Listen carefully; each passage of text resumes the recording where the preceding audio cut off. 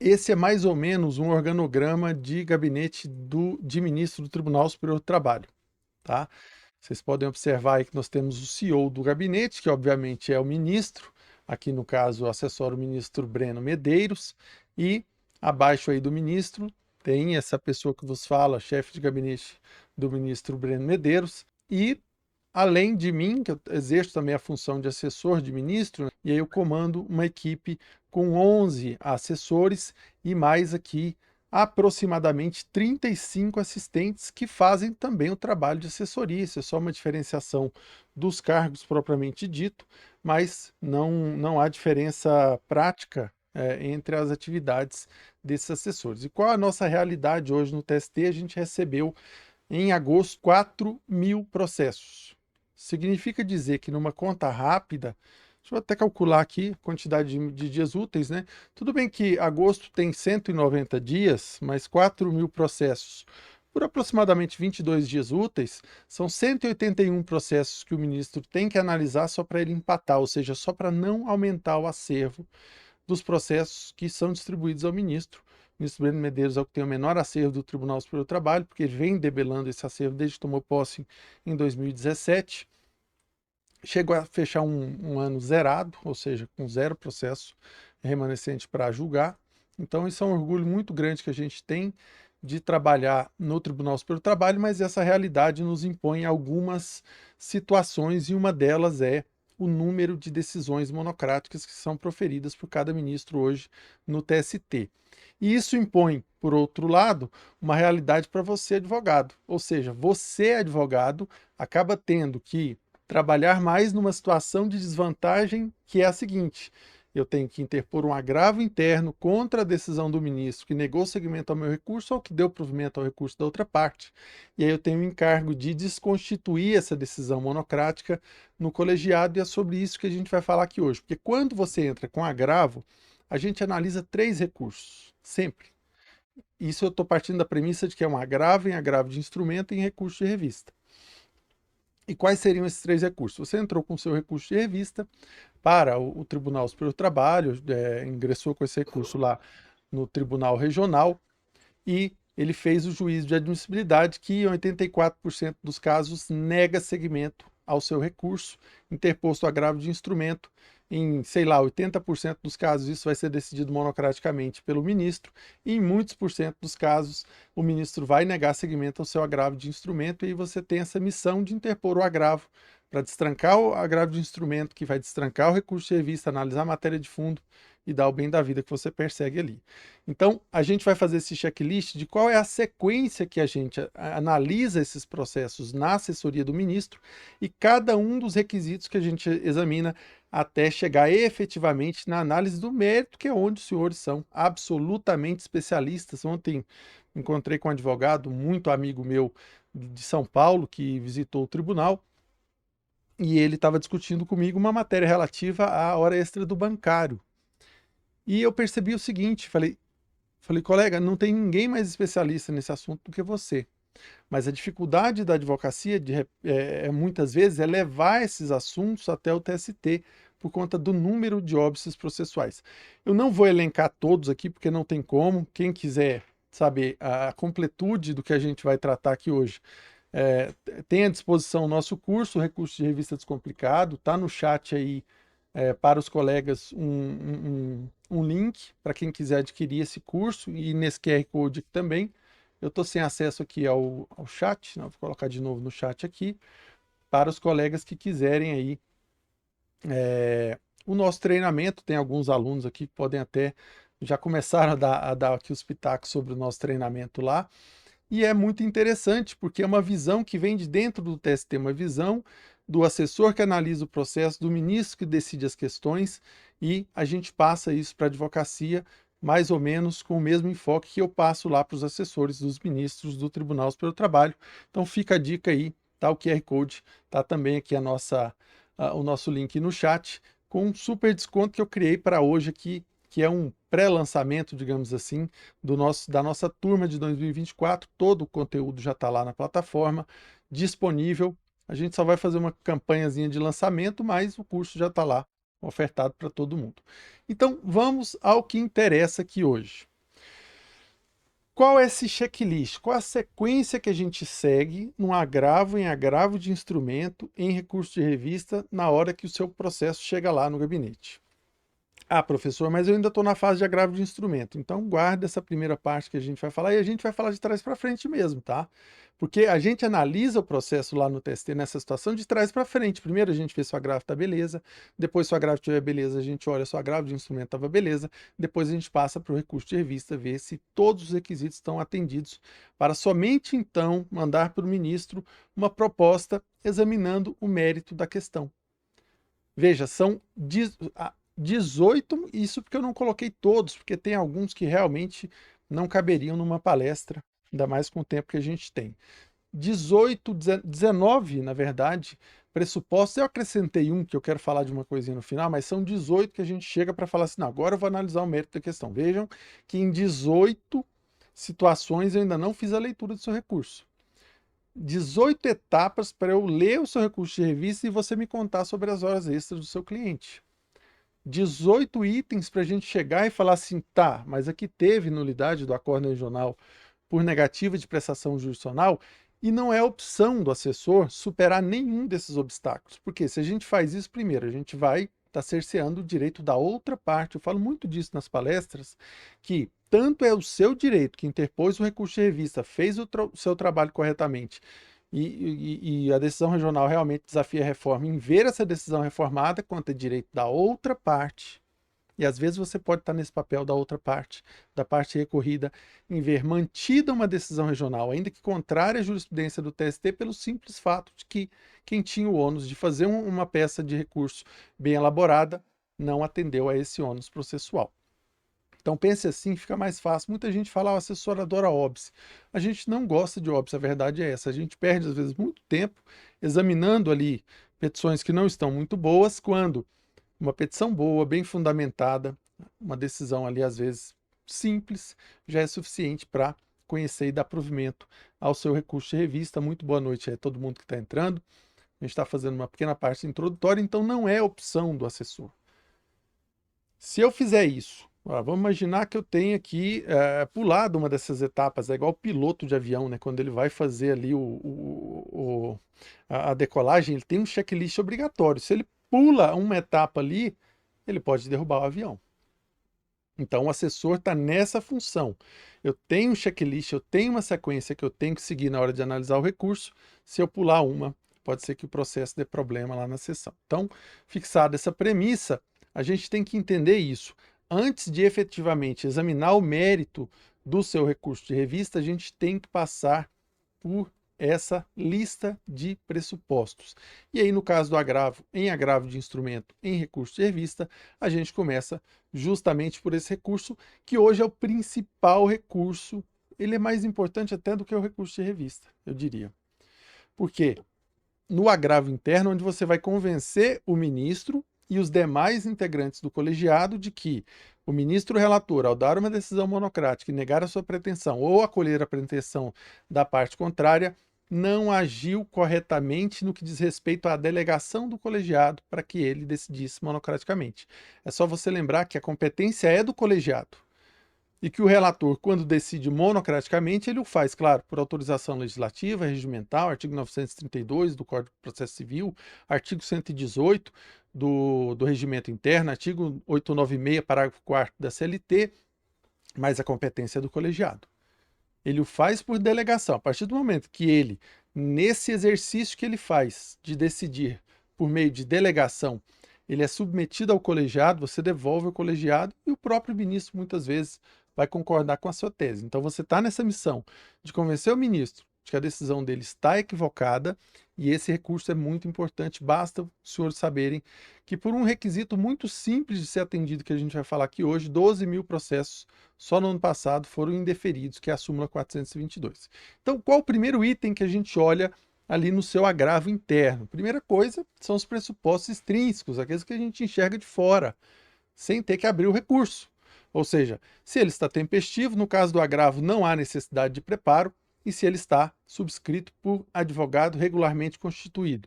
Então esses são os primeiros requisitos que a gente olha. Depois disso, e aí eu vou passando aqui, a cada um deles, né? Quais são os pressupostos extrínsecos. A tempestividade, ele é um recurso que ele é interposto no prazo de 8 dias, muito cuidado porque o CPC fala de 15 dias, mas delega também aos tribunais especificar os detalhes desse recurso no seu regimento, e o TST no regimento interno diz justamente que o prazo é de 8 dias. Já vi advogado sambar, como se diz, porque interpôs o recurso de agravo com base no CPC, no artigo 1021, induz a essa conclusão de que o prazo é de 15 dias, mas o prazo do agravo interno no TST, todos os agravos internos no TST, só tem um agravo que você interpõe no TST que não tem prazo de 8 dias, que é o agravo em recurso extraordinário, mas ele não é dirigido ao TST. Tá? Fora isso, todos os outros são com prazo de 8 dias, e além disso, claro, tem que estar regular a representação processual. Recomendo aos colegas que verifiquem a súmula 383, lá no nosso treinamento também a gente tem todo o passo a passo para a regularidade de representação processual, e é bom que o colega conheça. Ah, eu não tenho problema com procuração, professor, mas você pode encontrar um problema no recurso do outro colega, e aí você ganha o processo sem ter que entrar no mérito da questão. Então, verificados os pressupostos extrínsecos, a gente vai verificar ali, bom, qual tema que o advogado renovou no seu agravo interno? O que eu renovei? Tá? Por quê?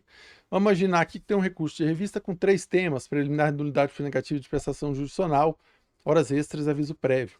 Isso, o presidente do TRT negou o segmento desses 3 temas, o advogado veio, agravou desses 3 de instrumento, levou a matéria para o TST, o ministro relator foi lá e deu uma decisão monocrática.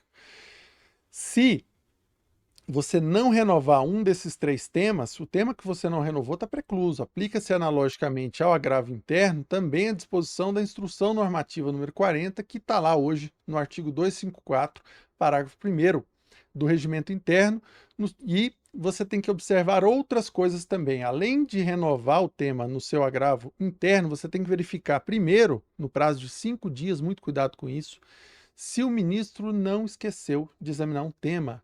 Como eu falei, são 4.000 processos que foram distribuídos no mês passado e, eventualmente, ninguém é perfeito. Costumo falar, o advogado erra, mas o ministro erra também, o assessor também erra. Então, você tem que atentar ali para eventual equívoco e estar precatado, inclusive, do erro dos outros. Tá? Então, verifique o seu... Saiu uma decisão monocrática, aliás, qualquer decisão, tá? Você tem ali o prazo de 5 dias para verificar se ela não padece de omissão em relação a alguma questão. Se o ministro não analisou um desses 3 temas, vamos imaginar que ele não tenha examinado na decisão monocrática dele o tema referente à negativa de prestação jurisdicional. O que você tem que fazer primeiro? Instrução normativa 40, artigo 254, parágrafo 1º do regimento interno, que se aplica ao agravo, tá, gente? Aplica-se ao agravo interno. Se houver omissão do juízo de admissibilidade do recurso de revista, e aqui leia, se houver, aqui vamos traduzir para o agravo interno, se houver omissão do ministro, quando decidir monocraticamente o seu recurso de revista, o seu agravo de instrumento, quanto a um ou mais temas, é ônus da parte, quem é a parte, você, interpor embargo de declaração para o órgão prolator da decisão embargada, supri-la. Quem é o órgão prolator? O próprio ministro. Então você vai ter que embargar primeiro, falar, ministro, não analisou um capítulo do meu recurso de revista. Suscita primeiro isso, depois, se a decisão for negativa, aí você agrava tanto do que ele decidiu na primeira decisão, porque os embargos de declaração interromperam aquele prazo recursal, quanto desse outro tema que só foi tratado nos embargos de declaração. Muito cuidado com isso, vejo muito advogado vir direto no agravo, suscitando ali a omissão. Veja só, tem advogado que faz isso, ele entra com agravo e fala assim, não, foi omisso. E, claro, renovar os temas, gente. Uma coisa importante, tá? Essa renovação dos temas no agravo interno, eu vejo muito advogado fazer isso. Não, no agravo interno eu vou lá e misturo tudo. Gente, tem agravo interno que a gente não consegue no TST decifrar qual tema que está sendo tratado. O advogado mistura tudo, porque o ministro aplicou uma série de óbices, e ele vem até falando dos óbices ali, mas a gente não consegue nem identificar do que ele está gravando. Então, nesse exemplo que eu dei, seu recurso tem 3 temas, denegou o segmento aos 3 temas, o ministro manteve isso monocraticamente, o que você tem que fazer? Sair abrindo o tema, preliminar, nulidade, horas extras, aviso prévio. Recurso no TST tem que ser assim, absolutamente objetivo e muito bem estratificado.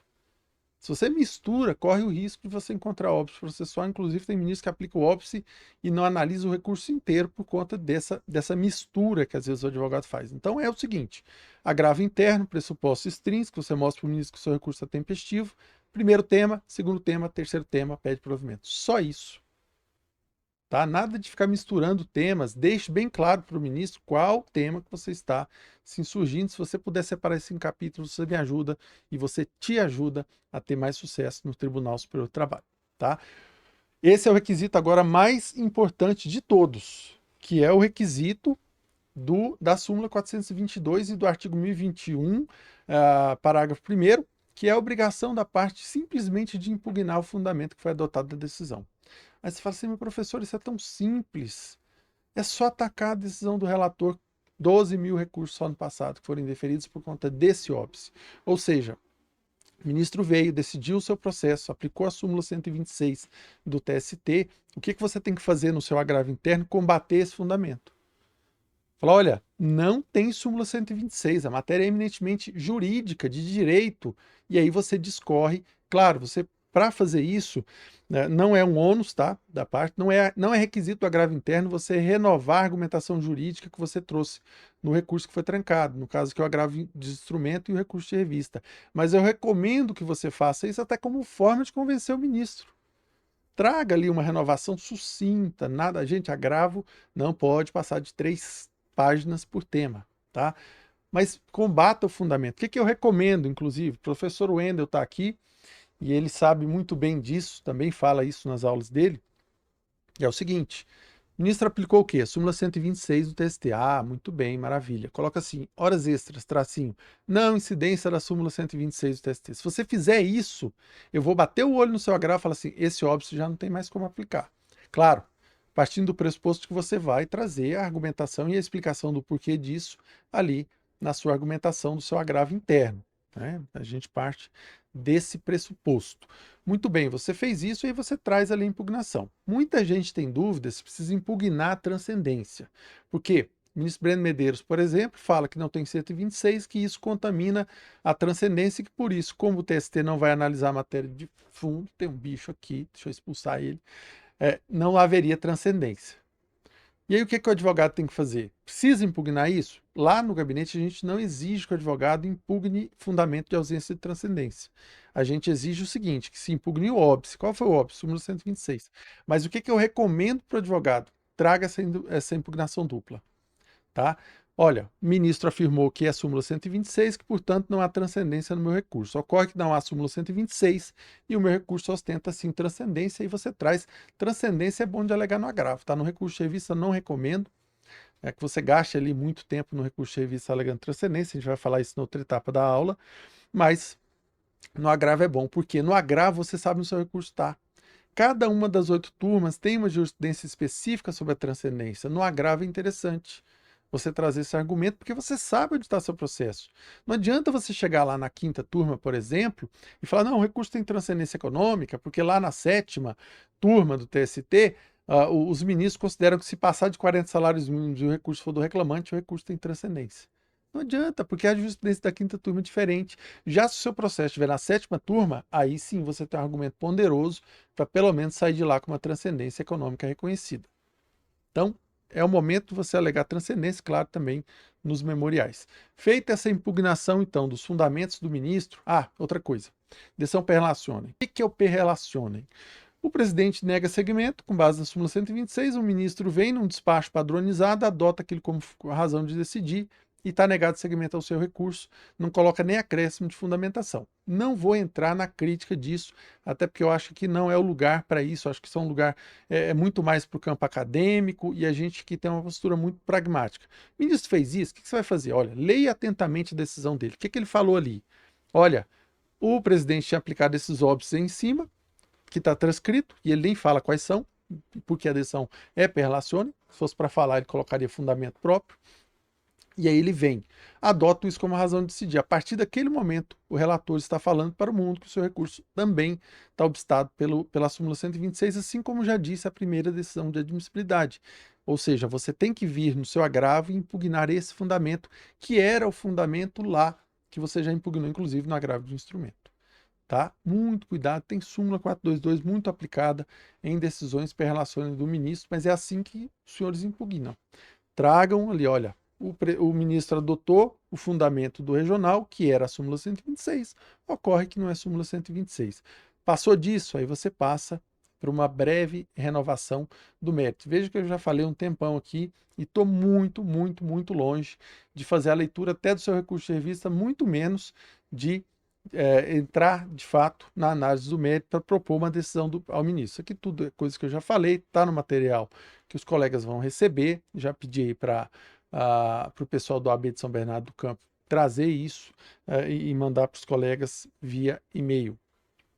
Então, superada aí a impugnação dos fundamentos, aí a gente pula para o agravo de instrumento. Agora, deixa eu ver se no agravo de instrumento ele também segue essa sequência, porque no agravo de instrumento ele é muito parecido com o agravo interno, apesar de ser interposto lá no TRT, de ter alguns requisitos a mais, ele é muito parecido. Por quê? Tem os pressupostos extrínsecos do agravo de instrumento, que a gente vai olhar, né? E aí tem um a mais, que já tem o preparo se o recurso for da reclamada, tem a tempestividade, que também é de 8 dias, e aí é um detalhe, você considera o calendário do TRT, tá no agravo interno, como ele é interposto no TST, o calendário que você tem que observar é o do TST. No agravo de instrumento, não. É o calendário do TRT. Inclusive, se tiver feriado local na sede do TRT aqui, prorroga esse prazo para alguns dias a mais, você tem que comprovar isso, tá? A regularidade de representação, e aí tem a diferença do agravo interno, que aí já há o preparo se você está atuando pela reclamada. Ou seja, não foi atingido ainda o valor da condenação nos depósitos anteriores, você ainda tem depósito para fazer até atingir o valor provisório da condenação ou o teto do próprio agravo de instrumento, que é metade do valor do recurso de revista, mas não dá tempo para a gente falar de tudo isso aqui hoje. Fica lá para o nosso treinamento Recurso de Revista Descomplicado. Gente, não esqueçam de colocar o cupom Turma 2024 para ter 12% de desconto. Uma pausa para o merchan aqui. Tô igual a Ana Maria Braga, né? Faz uma pausa no meio lá da fala com o papagaio para mostrar um produto. É mais ou menos a mesma coisa. Bom, superado então toda aquela mesma sequência que a gente tem lá eu já estou no recurso de revista, não sei porquê. Volta para agravo de instrumento. Pulou aqui. Então a gente vai ver se ele está tempestivo, se está regular a representação processual, se é o mesmo advogado lá do agravo, a gente já não olha de novo, óbvio, né? Se todos os temas foram renovados, se o primeiro exame de admissibilidade não foi omisso em relação a algum deles, se foi omisso, você tem que entrar com embargo de declaração, se permanecer na omissão, o que você faz? Você entra ali com agravo de instrumento, suscita primeiro a negativa de prestação judicial do presidente do TRT e segundo, você renova o tema, né, porque é uma questão que é interessante, que se o presidente do TRT for omisso em relação a algum tema, você interpuser os embargos de declaração suscitando e ele permanecer omisso, o TST vai considerar como se denegado fosse. Como se ele tivesse denegado segmento ao tema, ou ele pode declarar nulidade. Então você vem com esses dois argumentos. Você traz a preliminar no agravo de instrumento. Olha, o presidente do TRT não analisou o meu tema da negativa. Eu entrei com os embargos de declaração e ele continuou não analisando, quero que declare nulidade por negativa de prestação judicial, ou sucessivamente, que é o que normalmente os ministros fazem, que se considere como se denegado fosse e examine o meu agravo de instrumento, aí você traz a matéria de novo. O ministro normalmente não anula. Eu já vi ministro anulando, mas normalmente a gente lá prefere assim, propor ao ministro que não anule, e ele costuma seguir essa linha de examinar o tema, porque aí você já resolve o processo ali sem a necessidade de remessa para o TRT. E o outro fundamento, a outra questão também, que é a necessidade de impugnação, né, gente? O presidente do TRT vem e aplicou um óbice específico. Então você vem e você, no agravo de instrumento, é a mesma coisa do agravo interno. Você tem a única missão, que é impugnar os fundamentos. É aquela mesma regra. Abriu o tema, não incidência da súmula 126. Aplicou o primeiro A1, não incidência, inexistência de descumprimento. Fica ruim falar assim, né? Inventa um nome aí para falar, colocar no título já aquele óbice que foi invocado pelo presidente do TRT, que você entende que não foi o caso. Olha, não há aqui arestas inespecíficos, não incidência da súmula 296. Traga do seu agravo de instrumento já no título, você facilita a gente a enxergar que o seu recurso está em condições, e aí a gente já vai passando para as próximas etapas até chegar efetivamente no recurso de revista, que eu costumo falar que é como se fosse ali um videogame, né? Você vai nas fases e tal, e aí chega no chefão, que é justamente o recurso de revista, Por que que a gente tem esse treinamento chamado recurso de revista descomplicado, né? Porque ele é o recurso mais complexo de toda a seara processual. Não tem nenhum recurso que seja mais complexo, que envolva um maior número de requisitos do que o próprio recurso de revista. Então, é muito importante que quem quer atuar no TST conheça muito bem as regras e o entendimento jurisprudencial aplicável ao recurso de revista. Ele tem, além dos pressupostos extrínsecos, os chamados pressupostos intrínsecos específicos, cada doutrinador coloca lá de um jeito. Essa classificação eu prefiro chamar de pressupostos intrínsecos, que não basta, por exemplo, que o recurso esteja tempestivo, subscrito por advogado regularmente constituído, que você tenha perdido no TST, e nem que o TRT, perdão, que você tenha perdido no TRT, e nem que o TRT tenha decidido contra a jurisprudência do TST. Quantas vezes eu já vi lá no TST decisões contrárias à jurisprudência pacífica do TST que foram mantidas pelo simples fato de que o advogado não se atentou a alguma das regras do recurso de revista, e às vezes é uma situação muito triste. Contei até na OAB de São Paulo, na ESA, semana passada, quem estava lá, a história de uma família que ficou sem o sustento, perdeu o pai lá no acidente de trabalho, que o regional decidiu contra a jurisprudência do TST, era um assalto, a atividade dele era de risco para assalto, infelizmente ele faleceu. Haveria aplicação da teoria objetiva, e nos termos da jurisprudência do TST, esse fato de terceiro que o TRT invocou só excluiria o nexo de causalidade se ele fosse alheio ao risco, e não era, porque foi um assalto. E aí o TRT decidiu contra, falando que era atribuição do Estado fornecer aquela segurança, e excluiu a condenação, pensão mensal, eram filhos pequenos, menores de idade, e o advogado veio e não cumpriu um requisito básico, que é a transcrição do trecho que representa o pré-questionamento. Eu olhei o recurso, bati o olho, já entendi do que se tratava, e a gente não pode fazer absolutamente nada em relação a isso. Veja a responsabilidade que um advogado tem ao interpor um recurso. Ele estava ali defendendo o futuro de algumas crianças, e duvido muito que, se ele não conseguiu atender um requisito no recurso de revista, se ele vai ter ali, de repente, uma aptidão técnica para entrar com uma ação rescisória, que a gente sabe é muito mais difícil. E eu não coloco a ação rescisória nessa conta do recurso de revista justamente porque ela é uma ação, ela não é um recurso, mas o recurso de revista é o mais complexo. A gente vai entender aqui hoje as etapas que a gente segue lá no TST até chegar no mérito da questão. Bom, pressupostos extrínsecos do recurso de revista. Também tempestividade, primeira coisa que a gente olha, se foi interposto no prazo de 8 dias úteis, sempre considerando o calendário do TRT, tá? Se está regular a representação processual, o advogado assinou o recurso de revista, tem procuração? Não. Tem mandato tácito? Não. Não cabe nem intimação para regularização, tá? Súmula 383 do TST, e mais um tanto de requisito que a gente fala lá no nosso treinamento, que é importante o colega saber, até como forma de obstar o recurso da outra parte. Aí o preparo já começa a ficar um pouquinho mais complicado, porque também tem as custas processuais.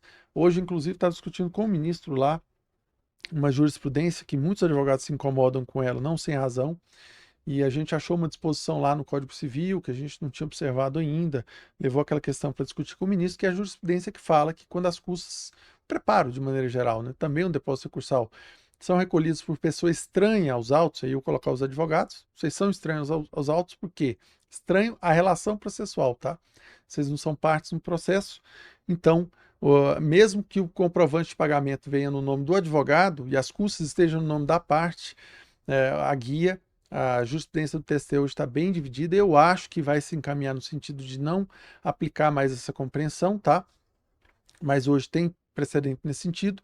O advogado vai lá, recolhe as custas, depois ele acerta com o cliente dele. Isso acontece muito, a gente sabe, né? Às vezes a empresa lá tem regras meio burocráticas para liberar aquele valor, o advogado vai lá, não, deixa eu pagar isso aqui, o prazo está vencendo, depois eu certo com a empresa.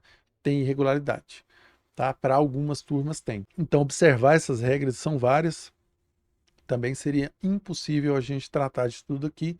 Novamente, o Merchan, curso Recurso de Revista Descomplicado, com o cupom Turma 2024, tá no chat, dá uma olhada lá, que lá sim a gente gasta mais de 40 horas para tratar de todos esses assuntos e esgotar essa questão relativa aos pressupostos do recurso de revista. Cabimento. Primeiro eu vou ver se aquela decisão ela é passível de interposição de recurso de revista. Essa decisão, ela é passível de interposição do recurso de revista? Sim, é passível. Aquele era o momento? Sim, aquele era o momento. Explico. Se for uma decisão, eu vou até passar para frente porque tem especificação disso aqui, né? Se for uma decisão interlocutória, ou seja, o regional reconhece o vínculo, determina o retorno dos autos para o TRT, né, para a vara do trabalho, para prosseguir na análise, essa decisão não pôs fim ao processo. E como é que eu identifico isso? Como é que eu identifico uma decisão interlocutória? Eu falo lá para os colegas do gabinete. Ah, chefe, eu não sei aqui se essa decisão é interlocutória. Eu falei, tá. Se ninguém interpuser nenhum recurso contra essa decisão, o processo acabou? Não. Não acabou. Ele vai voltar para a vara do trabalho e vai acontecer alguma coisa lá. Ou o juiz vai ouvir a testemunha, ou ele vai ter que decidir as demais questões do vínculo de emprego, ou ele vai ter que reabrir toda a instrução, ou ele vai ter que citar a parte que não foi citada para continuar ali o iter processual. Se a resposta for não vai transitar em julgado, o processo não acaba por aqui, aí a decisão interlocutória só desafia recurso de revista de imediato. Vejo muita gente cometer essa tecnia, falar que não cabe recurso de revista. Cabe. Só que não é de imediato. E também é apenas uma regra, tem as suas exceções, que são as alíneas A até a C da súmula 214. Vamos a uns exemplos. Decisão que contraria verbete de súmula, orientação jurisprudencial do TST, você já pode entrar com recurso de revista direto. Decisão que determina a remessa dos autos a outro tribunal, ao qual, por exemplo, você está lá na Vara do Trabalho de São Bernardo do Campo, o reclamante vai lá, ajuiza a ação lá na Vara do Trabalho de Teresina, no Piauí. Aí vem, você está se defendendo lá, e o juiz lá de Teresina fala, não, isso aqui é competência de São Bernardo do Campo. E aí tem aquela discussão, o TRT fala, não, é lá de São Bernardo do Campo. Vai para São Bernardo. O TRT dá provimento ao recurso da reclamada para mandar o processo para São Bernardo. É um TRT e é outro TRT. As duas varas não são vinculadas ao mesmo TRT. Aí cabe o recurso de revista de imediato, né? Então tem essas exceções que autorizam o advogado a interpor o recurso de revista de imediato, mas fora essas não há, tá? A da linha B não se aplica o recurso de revista porque ela trata de recurso interno e aí o recurso de revista não é, então ela não se aplica. Também não é cabível também contra acórdão prolatário em agravo de instrumento. Alguns TRTs aí, o da segunda mesmo, tá? Andou admitindo uns tempos atrás alguns recursos, falando que a súmula 218 não tinha intenção de manter decisões contrárias à Constituição. Gente, súmula não tem intenção, tá? A súmula 218 existe porque não há previsão legal para o cabimento do recurso de revista em contra-acórdão de agravo de instrumento. Puro e simples. Lei o caput não está lá. E não é o caso da execução que tem exceção lá no parágrafo 2º. Então, muito cuidado. Entrou com agravo de instrumento para o TRT, o juiz negou segmento ao seu ordinário ou ao seu agravo de petição, vá lá despachar memoriais. É a sua última chance nesse processo, tá? Muito, muito, muito cuidado. Seguindo aqui, a gente pode dizer o seguinte, não cabe o recurso de revista em se tratando de decisão monocrática do relator. Primeiro você precisa esgotar a instância na turma do regional, interpondo o quê? O agravo interno. Eu sei que é meio raro, mas alguns tribunais grandes já estão começando a fazer isso. Decisão monocrática do relator, primeiro você tem que agravar, aí fica um agravo em recurso ordinário contra ele, cabe sim o recurso de revista. Também não cabe contra acórdão prolatado em agravo de instrumento, conforme a gente já falou. Não cabe quando o acórdão for de competência originária do TRT, ação rescisória, mandado de segurança, ação cautelar no TST, não cabe, no TRT, não cabe recurso de revista, tá? Essas decisões desafiam recurso ordinário, cada um para o órgão de competência lá do TST. E também não cabe contra acórdãos de natureza interlocutória, que foi o que eu falei, exceto nas situações que há ali as exceções da súmula 214 que a gente já tratou. Bom, olhei que é cabível. Qual a primeira coisa que eu olho no seu recurso de revista? Já abri o seu recurso de revista, já comecei a ler, mas estou longe de analisar o mérito ainda, tá? Primeira coisa que a gente olha, gente. Primeira coisa, abriu o recurso de revista, cadê o trecho do pré-questionamento? Por que ele vem antes? Não é porque ele vem antes. Ele não vem antes. Ele está num plano horizontal junto com outros requisitos, como, por exemplo, a fundamentação do recurso, necessidade de indicação de um dos permissivos do artigo 896 da CLT. Mas por que a gente olha primeiro? Porque é o mais simples. Como ele está no plano horizontal, eu posso ter ali vários óbitos que estão no mesmo plano horizontal. Ele não fez o cotejo, ele não indicou o dispositivo da Constituição, ou ele indicou, mas não atendeu a súmula 221, está tudo no mesmo plano. Só que esse é o requisito mais simples, é o que a gente consegue identificar mais fácil. Quando o advogado não cumpre, às vezes tem uma certa dificuldade, que é a necessidade de transcrição. O dispositivo fala em indicação, tá? O que fala o dispositivo? Sob pena de não conhecimento, É ônus da parte, artigo 896, parágrafo 1º A, inciso 1 da CLT, indicar o trecho da decisão recorrida que consubstancia o pré-questionamento da controvérsia objeto do recurso de serviço. Olha que simples. Nem tanto, tá? O que o advogado tem que fazer? Primeiro, se indicar, o TST firmou a compreensão de que significa transcrever a literalidade dos fundamentos do acordo regional. Segundo, há algumas questões que podem incidir em óbice no seu recurso. Quais são? Primeiro, você interpõe lá no início das razões recursais, depois você abre tema, e aí sai. Vamos pegar esses dois temas, né? Aviso prévio e horas extras. Você vai lá, começa o seu recurso de revista, olha, estão aqui os trechos. Aí você fala alguma coisa ali, preliminar de transcendência, que eu vou falar mais no final. E aí você vem, abre os temas e não repete aquela transcrição. Já tem um óbice, que você transcreveu lá no início das razões recursais. Aí você vem e transcreve inteiro o teor da fundamentação regional. Também tem outro óbice, tem as exceções desse óbice, claro, mas também já seria um outro obstáculo ao conhecimento do seu recurso. O que você tem que pensar é o seguinte: qual a intenção do legislador quando inseriu o parágrafo 1º A no artigo 896 da CLT? Que o seu recurso seja autossuficiente. Vocês estão olhando aqui para esse slide. Vamos imaginar que ele seja o seu recurso de revista. Vocês estão com a tela do computador aberta aí, tem um monte de gente aqui embaixo, do lado, tem o chat, ótimo, maravilhoso. Você tem que pensar o seguinte: para o ministro analisar o seu recurso de revista, ele tem que se valer apenas do que está nesse quadro. Ou seja, tudo que ele precisa saber para te dar razão, para concluir que houve violação de um dispositivo de lei da Constituição Federal, tem que estar aqui, dentro do seu recurso. Se faltar alguma coisa, ele precisar olhar para o lado, olhar para o chat aqui, que não está dentro desse quadro, seu recurso incorre em óbice. Fixou essa premissa, você vai pegar o seu recurso de revista, vai elaborar, sem preocupação. Terminou o recurso de revista, vai lá e olha e faz essa pergunta para você. Tá, o ministro conseguiria analisar com base no que eu transcrevi essa violação? Conseguiria. Ah, então meu recurso está beleza. Tá? Essa é a resposta que você tem que fazer. E o que atende e o que não atende ao requisito do artigo 896, parágrafo 1º A, inciso 1 da CLT? Não atende. Transcrição apenas da ementa, sexta turma do TST ainda aceita, quando é chamada ementa exaustiva. Lá no gabinete eu falo para os meninos, nem leia essa ementa, para não correr o risco de você ficar com dó. Porque o ministro não aceita a ementa de jeito nenhum. E aí se tem um ministro que não aceita, e não é só ele, tá? Nesse exemplo que eu estou dando, aí você não vai fazer. Ah, mas eu não concordo, eu tenho um doutorado, eu tenho um mestrado sobre esse requisito, eu não concordo com ele. A hora de não concordar é lá na tese de doutorado, é lá na sua dissertação de mestrado, não é no processo, tá? Não queira atrair para o seu recurso esse tipo de discussão. O que você quer discutir são as horas extras do seu cliente, é aquele grupo econômico que você quer que seja reconhecido, enfim, a matéria de fundo. Então vamos evitar esses percalços. Também não atende ao relatório. Transcrever o relatório não serve para nada, né? Não é onde o TRT decide a questão, ele está só contando a historinha.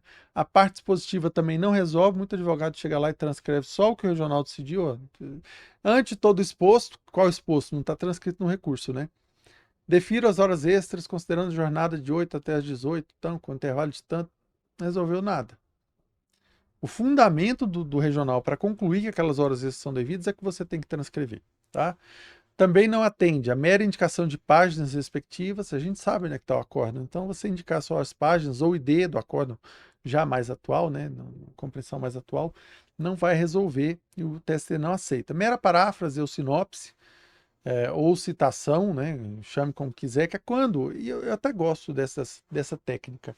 O advogado às vezes vem, eu acho bonitinho quando ele escreve isso, porque, pô, é muito fácil de ver a violação.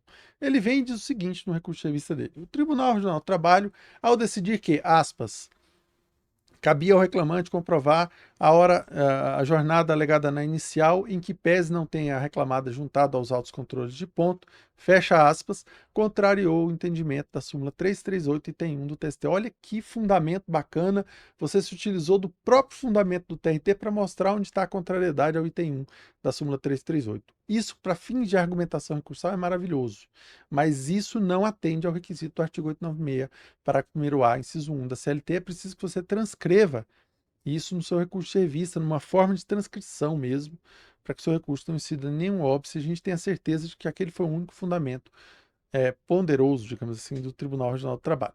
Também não serve aqui a transcrição no início das razões recursais, gente, transcrição é dentro do tema. Abriu o tema hora extra, já começa com a transcrição. No início do tema, pode, Pode e deve. Porque ali você já vai fixar uma premissa. O que decidiu o TRT? Decidiu isso. E aí depois você vem argumentando, cumprindo com os outros requisitos vários que tem do recurso de revista. Também não serve o inteiro teor do acordo regional e aí tem as exceções. Quais as exceções? Vocês que são de São Paulo, eu vejo muito isso aí, tá?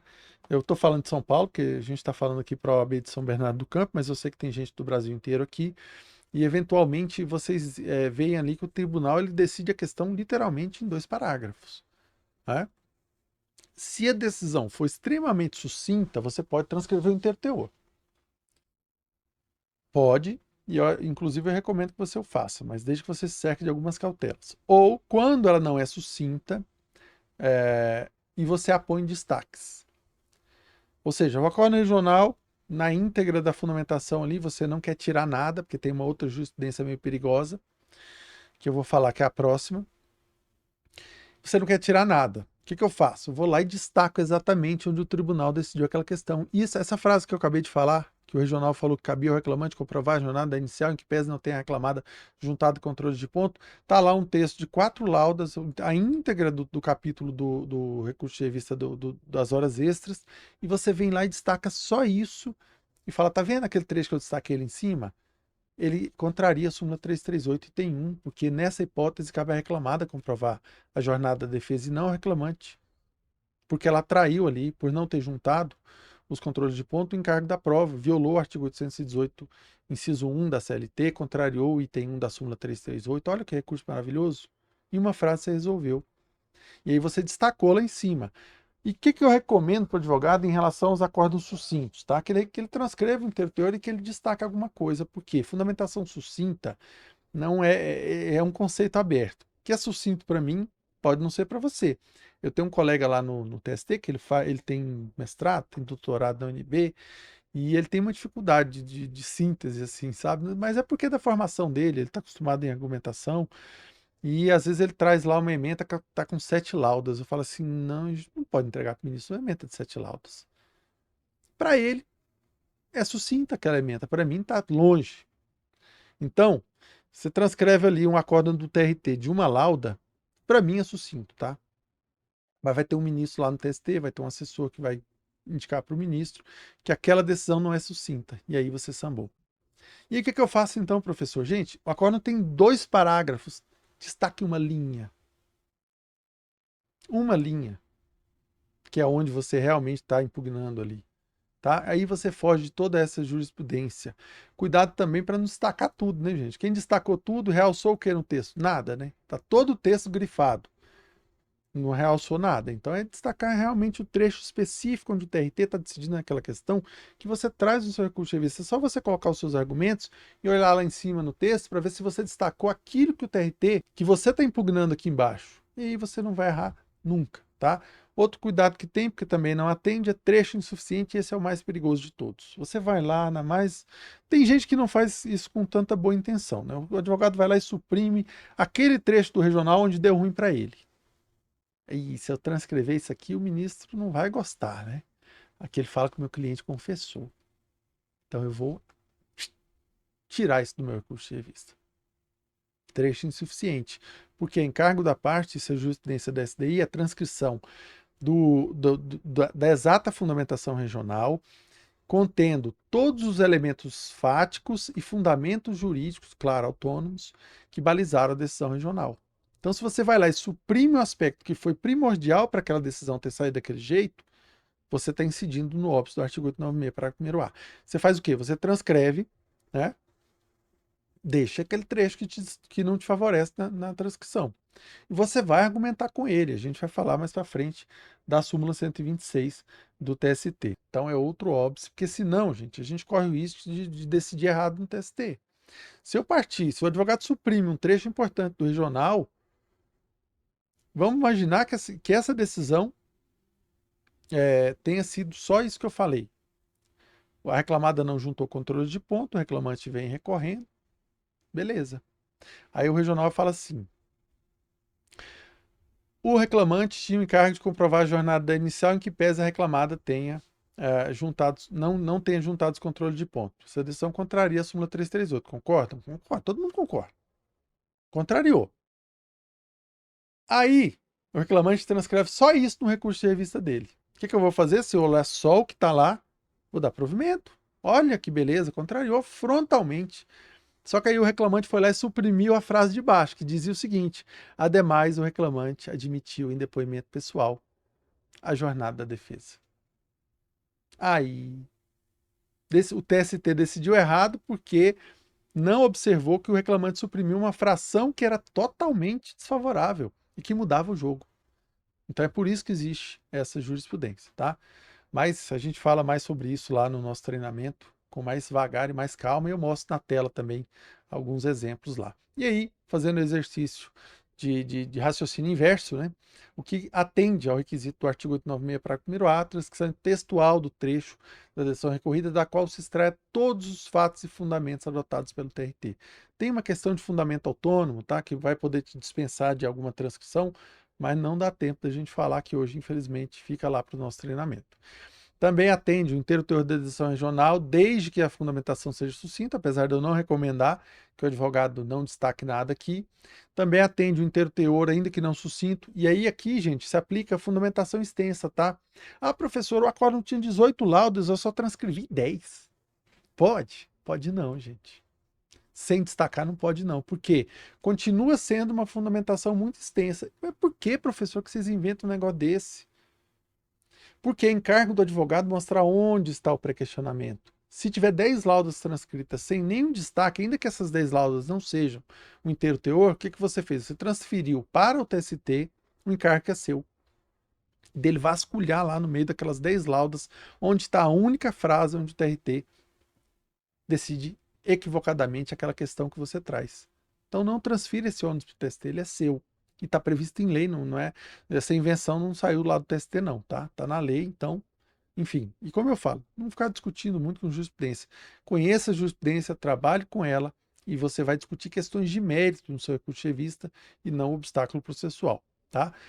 E aqui eu coloquei, né, a decisão da sexta turma que aceita essa ementa, mas não recomendo nunca que você transcreva ementa no recurso de revista. Ainda mais só ementa. Meu Deus, tá? Chance de ganhar óbito é de 99,99% dos casos. Até porque a sexta turma aceita a tal da ementa exaustiva, que já é um conceito aberto até para a sexta turma, e que as outras turmas não aceitam. Então, não faça isso, tá? Nunca. De jeito nenhum. Ótimo. Seu trecho tá beleza. Já comecei a ler o que você escreveu? Ainda não. Ainda estou longe de analisar o mérito. Veja a quantidade de requisitos. Ah, professor, mas é por isso que vocês gastam 40 horas para explicar isso lá. Olha, era para gastar umas 120, tá?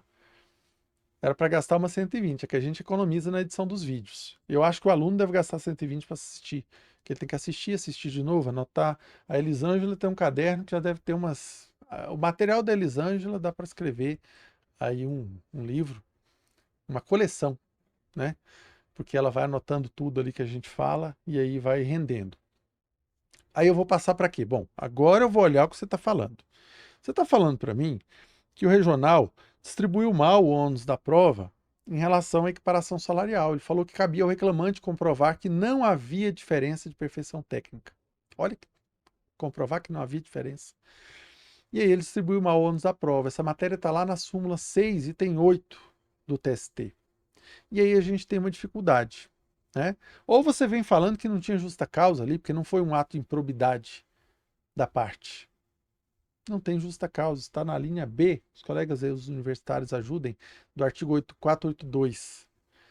Você tem que indicar no seu recurso de revista um dispositivo de lei, ou da Constituição Federal, ou verbete de súmula, e aí a gente deixa a jurisprudência para daqui a pouco, que se o TST concordar com o seu argumento, ele vai falar, realmente, violou esse dispositivo. Violou esse dispositivo. Então, o advogado está discutindo dano moral. O que ele traz no recurso de revista dele? Artigo 186 do Código Civil, artigo 927 caput do Código Civil, artigo 5º, inciso 5 e 10, se for valor da indenização, no recurso de revista. Não adianta, estamos discutindo aqui dano moral, o que eu vou indicar de violação? Eu comprovei aqui que tinha dano, o TST vai concordar que havia dano moral, mas eu indiquei violação do artigo 3º da CLT que fala de vínculo de emprego, seu recurso já era. Ah, professor, mas como é que eu faço para saber isso? pesquisa de jurisprudência. Dentro do curso tem pesquisa de jurisprudência, é um bônus que a gente dá lá, tá? Curso completo de pesquisa. Vai lá no TST, às vezes a matéria é meio alienígena, quando é vínculo, né, é mais fácil, né? Mas às vezes a matéria é meio diferente, assim, você está discutindo um negócio, não sei nem onde é que está previsto aqui na lei. O regional também não me ajudou, não colocou o número do dispositivo aqui. Vai lá no TST, pesquisa de jurisprudência, encontre as decisões do TST onde aquele recurso foi provido naquela matéria, e aí você pega lá o dispositivo de lei que trata da questão. Isso te ajuda, tá? Então você tem que indicar no seu recurso de revista, senão a gente nem vai ler, tá? É outra coisa. Pesei os olhos, não vi uma figurinha, a gente chama de figurinha lá no TST, porque eu faço uma analogia com uma criança de 3 anos. 3 não, porque esses meninos estão muito evoluídos, 2 anos. Às vezes com 3 ele já sabe ler. Uma criança de 2 anos, você entrega uma revista em quadrinhos. O que ele vai olhar nessa revista em quadrinhos? Só as figurinhas. Ele não vai ler o texto, porque ele não sabe ler. Então a gente só vai ler o texto, a gente só vai saber ler se você mostrar as figurinhas para a gente, se você desenhar no seu recurso de revista qual dispositivo. Então já vejo o trecho, beleza? Passo lá, vou olhando. Quais dispositivos que ele indicou? Ah, tal, tal, tal. Faço uma lista, a gente coloca lá no recurso de revista, sustentou, apontou violação dos artigos tais, tais, tais, tais, tais, tais, tais, tais. Aí muito bem. Tem algum deles aqui que viabiliza o debate? Ótimo. Vou continuar a leitura e aí vou ver o que o advogado escreveu. Ah, não tem? Acabou o recurso por ali. Não precisa mais fazer leitura porque não vai ter análise de mérito naquele negócio. Então você tem que indicar no seu recurso de revista um dos permissivos do artigo 896 da CLT. Violação do dispositivo de lei da Constituição Federal, contrariedade a verbetes de súmula, orientação jurisprudencial, súmula vinculante do TST, divergência jurisprudencial com outro Tribunal Regional do Trabalho ou com a SDI do TST. Se você não indicar nenhum desses permissivos, e tem uma forma de você fazer isso, também não vai dar muito tempo, estou estourando aqui o meu horário, o seu recurso também não vai chegar na análise do mérito da questão, tá? Muito importante. Tem uma forma de você indicar violação, nesse exemplo que eu dei da justa causa, né? Vamos imaginar que você esteja discutindo desídia do contrato do empregado no contrato de trabalho. O cara faltava, um dia ele ganhou as contas. Desídia. E você não concorda com a decisão do regional que falou o seguinte, olha, o reclamante só faltou 15 vezes durante um mês. A reclamada não viu, eu já vi isso na decisão, tá, gente? Não vou falar de quem é, porque, enfim, quem era o TRT nem quem era o relator. O TRT falou o seguinte: o reclamante só faltou 15 vezes, era vínculo doméstico ainda para piorar, né? Imagina 15 vezes a reclamante não aparece, a babá do seu filho, que você está dependendo ali para você ir trabalhar, e não aparece em 2 meses. E para mim isso é desídia. Enfim, o TRT foi lá e falou que não era, porque a empregadora só via os dias que ela não ia, não via os dias que ela comparecia ao trabalho. Achei engraçada essa fundamentação, com todo respeito, eu achei. Mas enfim, desídia. Se você traz no seu recurso de revista a violação do artigo 482, que trata das hipóteses de justa causa, e não indica que aquela violação é da linha D, já era, a gente não vai fazer a leitura porque não precisa. Quando o dispositivo se desdobra, isso vale para a súmula também, em mais do que o CAPT, ou seja, ele tem um CAPT, o parágrafo único, você tem que especificar se a violação é do CAPT ou do parágrafo único. Se a súmula tem mais de um item, a súmula 6 tem acho que 10 ou 11 itens, você tem que dizer súmula 6, item 8, item 9, item 10, indicar especificamente qual deles foi violado, porque senão também o seu recurso vai esbarrar. Ele precisa também, claro, já falei, de guardar pertinência temática, e tem todas as outras, os outros requisitos aqui. Divergência jurisprudencial. O que o advogado deve fazer na divergência jurisprudencial? Não veicular divergência. Brincadeira, gente. Se eu pudesse indicar isso para os advogados, eu falaria, tá? Por quê? Vejo muito advogado investindo muito tempo em divergência jurisprudencial. Quando ele tem um dispositivo tranquilo para ele trazer, ele vai inventar de trazer um recurso por divergência. Só por divergência, às vezes faz isso. Não faça isso. Divergência tem as hipóteses em que cabe o recurso de revista só por divergência, que é a hipótese da linha B do artigo 896, quando envolve interpretação de norma coletiva, de regulamento empresarial que extrapole o âmbito de competência do TRT. Também não dá tempo da gente falar, infelizmente. Ó, QR Code está aqui para quem quiser ver mais sobre isso. E o advogado investe ali, eu vejo que o advogado gastou um tempo com aquela divergência, sendo que ele está discutindo o vínculo de emprego. Ele já tem o artigo 3º da CLT para discutir. Tá? Então, mas professor, não é para eu levar a divergência então no meu recurso? Se eu pudesse falar que não, eu falaria. Mas como eu não posso, né, cabe lá no recurso de revista, eu digo o seguinte: traga a divergência quando você encontrar uma divergência que você entende que é válida, que é específica, que é de outro Tribunal Regional do Trabalho, como tese sucessiva no seu recurso de revista. Você vem, traz toda a tese de violação, tá? E aí depois você fala assim, olha, ademais, o regional divergiu de outros tribunais em relação à interpretação desse mesmo dispositivo. E aí você faz ali o cotejo entre as teses dos regionais ou a tese do regional com a STI do TST, e aí você comprova divergência como tese sucessiva, tá? Deixa para você investir na divergência de fato quando o recurso só couber por divergência, mas se você tiver diante de um recurso que só cabe por divergência, aí você tem que ser um faixa super preta para conseguir. E você já tem que ser craque em muitas outras coisas para você conseguir, de fato, viabilizar esse recurso, tá? Então, quais são as regras básicas aqui? Tem que ser proveniente de outro TRT ou da SDI do TST. Pode ser da SDI 2, professor? Pode, porque o artigo 896 fala de SDI, que é composta pela SBDI 1 e SBDI 2, tá? Pode, é meio raro de achar, mas se você achar um, serve também. Tem que transcrever no recurso a ementa daquele negócio ali. Não adianta você só falar, divergiu do aresto tal e não transcreve. Eu juntei cópia dele lá ao final. Não serve. Você tem que transcrever no recurso de revista até para você mostrar onde tem um conflito de teses. Indicar a fonte de publicação. O que, que eu indico para o advogado? Que junte ao final aquele PDF que você tira do paradigma lá no PJE.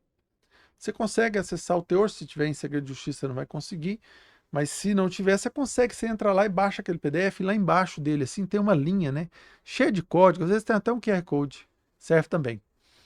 Porque ali, se você clicar, você vai abrir no site do TRT inteiro teor, e aquele código de assinatura que às vezes vem lá embaixo, ele equivale à assinatura, na época do processo físico, né, a assinatura equivale ao documento original. Tá? Então eu indico ao advogado fazer isso que ele nunca vai errar, mas a regra é o seguinte, se você está transcrevendo a ementa, você pode indicar só o diário eletrônico, desde que você escreva lá, agora é DJEN, né? Ficou ruim. Antigamente é o DJT. Você não adianta colocar, foi publicado na data de 5/9/2024. Você tem que colocar, foi publicado na data de 5/9/2024 no DJEN. Eu ainda não sei falar o nome desse diário, mas eu acho que é esse, tá? Não dê essa bobeira de colocar só a data de juntado, a data de julgamento, tem que ser a data em que foi publicado e se você tem que escrever qual órgão foi publicado, só lembrando, isso só vale quando a tese está na ementa. Se a tese estiver no corpo da fundamentação regional, aí você tem que trazer essa íntegra no final, mas eu recomendo que de qualquer maneira você traga essa íntegra, tá? E aí você tem que também, a última coisa que você tem que fazer depois de atender essa parafernália de requisitos, claro, parece que tem que ser específico, ainda esqueci de falar, você ainda tem que comprovar onde haveria essa identidade de fatos ali entre o acórdão regional e o aresto paradigma. Não é fácil, gente. Divergência não é fácil. Então, deixa a divergência ali para uma tese sucessiva. Terminou o seu recurso de revista por violação? Coloca ali umas 2, 3 divergências que você acha que é válida e não se preocupe muito quando tem um dispositivo de lei para você discutir essa questão, tá? E ainda estamos chegando na parte onde a gente vai ler o seu recurso de revista e falar se você tem razão. Mais um requisito que a gente já falou, que é a necessidade de você impugnar os fundamentos do regional. Se o regional apresentou um fundamento, você tem que impugnar esse fundamento do seu recurso de revista. E aí tem o que eu chamo de impugnação triangular. A gente fala isso no curso, fala isso no livro também, que é quando o advogado traz a argumentação recursal dele, dirigida a todos os fundamentos do regional e demonstra onde esses fundamentos viola, colocar aqui em cima, o dispositivo de lei da Constituição Federal. Então ele faz esse triângulo e aí ele faz o que a gente chama de cotejo analítico. Ele expôs as razões do Tribunal Regional do Trabalho, os motivos pelos quais ele compreende que aquela fundamentação está equivocada e por que nesse equívoco viola um dispositivo de lei. Aí o seu recurso não vai esbarrar, tendo por base, que se falar, a base dela, que é a súmula 126, ou seja, partindo sempre dos mesmos elementos de fato que estão registrados no Acórdão Regional. O Diogo Mussi, grande amigo que conversa comigo pelo Instagram o dia inteiro, está me perguntando qual a importância do ED no acórdão para fim de pré-questionamento. Estou chegando lá ainda, viu, Diogo? Estamos chegando lá ainda, tá? Que é a necessidade de conter ali no regional uma... Isso é importante para isso que eu falei, da premissa fática, né? Às vezes o regional vem, não expõe uma premissa fática que era importante para a sua tese, e aí você tem que embargar de declaração para o regional expor aquela premissa fática e dá a fundamentação dos consectários jurídicos daquela premissa fática, e você pré-questionou a questão de fato e a matéria jurídica. Então, os EDs são importantíssimos, tanto é que lá eu tenho uma aula lá que é só de ED. O curso é de recurso de revista, mas eu tenho uma aula que é só de embargos de declaração, justamente pela importância dessa peça processual na interposição do recurso de revista. Recurso de revista você interpõe sempre no prazo de 5 dias, tá? Sempre. Ah, professor, mas o prazo não é de 8? É de 8. Mas você vai olhar no prazo de 5 dias com uma régua para saber se o regional enfrentou tudo que você precisava em relação aos aspectos fáticos e as questões jurídicas. Por quê? Tem a súmula 126, eu vou contar a historinha do diamante daqui a pouco. Fique aí que tem a historinha do diamante ainda, tá? Eu vou tentar explicar a súmula 126 com um diamante na tela aqui para os colegas. E aí você pode provocar o TRT para se manifestar, e ele não se manifestando, você tem um outro remédio, que é a preliminar de nulidade por negativa de prestação judicional, capítulo mais complexo do recurso de revista. Tanto é que também tem umas 2 ou 3 aulas sobre ele lá, tem aula de petição sobre ele, porque ele é um tema realmente muito complexo, e você pode se valer dessa medida para anular o acordo regional que não examinou alguma questão fática importante nos seus embargos de declaração, que era importante para você veicular no seu recurso de revista. Bom, impugnou os fundamentos do acordo regional, perfeito, indicou um dispositivo de lei, aí a gente chega aqui nesse último requisito, que é a súmula 126 do TST. O que é a súmula 126 do TST, né? Muito colega fala, oh, mas essa súmula, quem estava lá em São Paulo, no congresso da ASP, já viu isso aí, né? Que é a impossibilidade. O TST, para analisar o seu recurso de revista, ele não pode se valer das provas que o TRT pode e que o juiz acompanhou a produção. Né? Ele tem que se valer somente dos elementos que estão registrados ali no acordo regional. E aí eu conto a historinha desse diamante aqui, tá? Olha que interessante. Vamos imaginar que as provas sejam ali uma pedra. Tem ali, o juiz acompanhou ali a extração daquela pedra, tirou aquela pedra ali do solo, e aí as partes lapidaram aquela pedra e entregaram para o juiz falar que pedra é essa. Aí o juiz olha e fala assim, olha, eu estou analisando essa pedra aqui e estou verificando o seguinte, ela tem dureza 9, ela tem densidade 4 gramas por centímetros quadrados e ela tem um índice de refração que é basicamente a resistência que essa pedra vai ofertar para a passagem da luz. Gastei tudo que eu sabia de física e se precisar de mais vou ter que pedir emprestado aqui. E ele fala, portanto, essa pedra é um rubi. Por todas essas características, ela é um rubi. Só que você queria que aquela pedra fosse um diamante. Na sua pretensão, era interessante que fosse declarado que era um diamante. O bem da vida que você procura no processo é a declaração de que aquilo é um diamante. O que você faz? Você recorre ordinariamente para o TRT.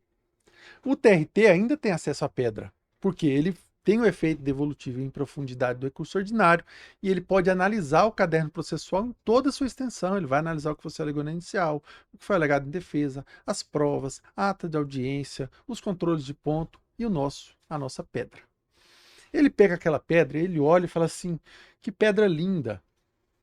Ela é vermelha, ela tem tais características. E aí ele fala, mas aqui eu não vou concordar com o juiz em uma coisa. Eu até acho que ela é um rubi mesmo. O juiz tinha falado que era rubi, por conta de todas essas características.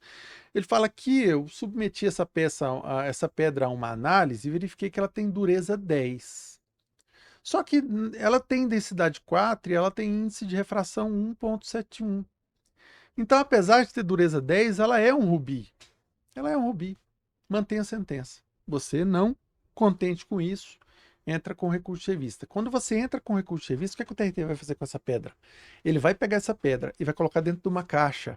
E ele vai selar essa caixa com uma cola que o Tribunal Superior do Trabalho não consegue abrir. E ele vai escrever na caixa quais são as características dessa pedra. Olha, essa pedra, na minha compreensão, é um rubi.